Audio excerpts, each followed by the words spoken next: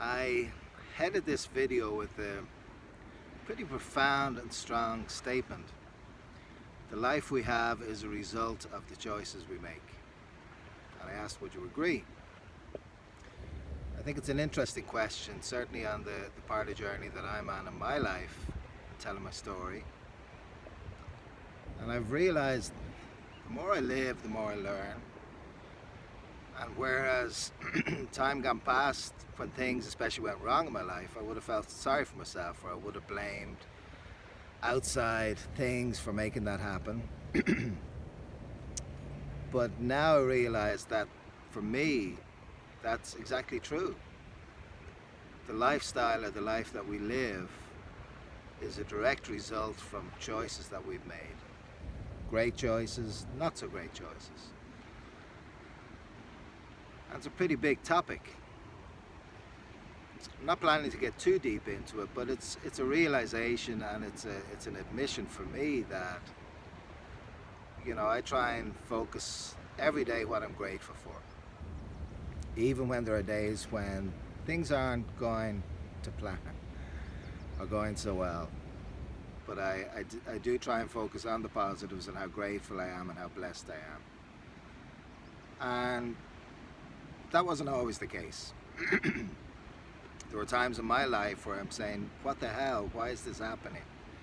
Even though, looking back on the story that I've been sharing, it in large part was a charmed life, and it was, and I accept that. But there were times during that part of my journey where life was tough. I didn't talk about all the Christmases being away from home, being away from family and friends, missing birthdays, missing weddings. There were a lot of things that I sacrificed for that amazing lifestyle. And I think how that question came up for me this morning in teeing off this video was really at a time during that journey where I was faced with making a choice. And that led to the life that I lived, and actually currently live all these years later. So it's a piece of the story I'd like to talk about. I was 15 years with the company, and it was a 20-year career. And the thing with that career was, when I look back at it, I had so much passion for it. So much passion, and that's what kept me going the length of time that I did. It was quite unusual in that environment to work that many years. But, as I've talked about in some of the other videos that I've shared, it gave me so many things that I was hoping to have in my life. So that's why I continued as long as I continued. But when I was around that 15-year mark, I remember things were feeling a bit stale. I didn't really know what the next steps were, but I knew I needed something fresh, something new. And in a way, it felt I'd run out of options. I was still doing what I really, really enjoyed doing. But there was a shift in me. As I mentioned yesterday, the quality of life began to tip in that environment, where just the way things changed with the company. As the company grew, there were more responsibilities, which just resulted more meetings, more processes. So it was a time where I was looking for change. And if I'm honest with myself, I'd begun thinking about an exit plan. I started to think the what ifs. What might the next steps be? I knew I didn't want to go any further on the ship in my career, and I'd shied away or turned down a couple of opportunities to work in the corporate office in Miami. For my own personal reasons, it just wasn't where I saw myself being. And I was doing my shipboard contracts. We'd just taken on the Asia market, got that up and running, made a success of it. And I definitely was at a point where I'm like, okay, what's next? And was a little bit uneasy because I didn't know what those next steps were, but I could gradually feel that I needed some change. And what happened then was that a position was introduced to the company that I was, the corporate team reached out to me. And it was a traveling position. And this came about because the company were growing, and they didn't have time to visit all the ships anymore. We were at about 16 ships at this point. And typically up until then, when the shipboard team would have a visit from Miami, we used to quake in our boots. We're like, oh my God, Miami are coming. And there was generally a negative twist on it, because you always felt that you were being under the spotlight and they were coming to tell you what you were doing wrong. And so there was always a lot of pressure on a Miami visit, or the Miami people are coming. And that was there for the longest time. The ship kind of braced itself for whatever, because they were going back to the corporate office, and good or bad, they were going to talk about how the ship was doing. So generally people were quite nervous about it. So I was approached. They were creating a traveling position called a restaurant operations manager, and what this position was it was going to be traveling. So instead of being assigned to a ship, we were going to be bouncing around a bunch of different ships and doing primarily audits. And audits were such a big deal on the ship. They gauged the performance of the ship within restaurant operations. They were extremely detailed. This was like a 20-page report, and to an extent, it was the life and death of the team on board, how those audits went. It was tied into bonuses in a big way, so there was a lot riding on these audits. So whereas the Miami team used to come out and do these audits, they were now creating traveling positions that would take the place of that. So I was approached, asked if I'd be interested, and I guess if they'd asked me 5 years before, I would have taken a pass on it, because I was deliriously happy doing what I was doing. But it came at the time when I was looking for something else. It felt right. I felt I could bring a lot to it, and so I expressed my interest in it. And at the time, I believe there were three of us selected as traveling restaurant operations managers. And that's exactly what we're going to do. We were going to visit a ship for 3, 4, maybe 5 days, conduct these audits, and go from ship to ship to ship.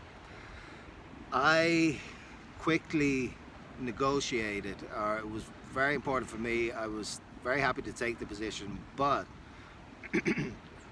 I wanted to do things differently. And I wanted to change that dynamic and change that feeling that the ships would have when somebody from Miami would come, that they basically dreaded. I wanted to change that stigma. So in the discussions and the negotiations about the position, I brought up the topic that I wanted to do things differently. And instead of visiting a ship once, maybe twice a year, I wanted to visit a ship 4 times a year. And typically, you had 2 audits a year. Most, especially if the first audit went bad, you were getting a second audit. I wanted to do things differently. I wanted to do ship visits without any audit. And then at some point in the year, we would do an audit. Now that was met with skepticism with Shoreside, with Miami. But I had very clear reasons for doing that. And the agreement was made that I could pretty much make my own schedule. I was assigned a certain number of ships, and that was the plan going forward. So it was terribly exciting. You were booking your own travel, booking your own hotels, everything we were booking online. So it was great. You were making your own schedules. So it was still going to be 4 months on, 2 months off, but that was now flexible. You could decide and plan when that was going to be. And that turned into be just an amazing advantage of this job. So I set about conducting my initial visits on the ship. And up until then, visits weren't announced for the most part. You'd find out maybe a couple or 3 days before that somebody from Miami was coming, and you'd be like, oh my God, get ready. With those first visits, I reached out to the ship and I let them know, hey, I'm going to be dropping by, spend a few days on board in about 2 weeks' time. Just wanted to let the team know, look forward to catching up, and I'll see you in a couple of weeks. So straight away I was doing things a little bit differently. And then when I got on the ship, those first visits, there were no audits. I didn't do any audits.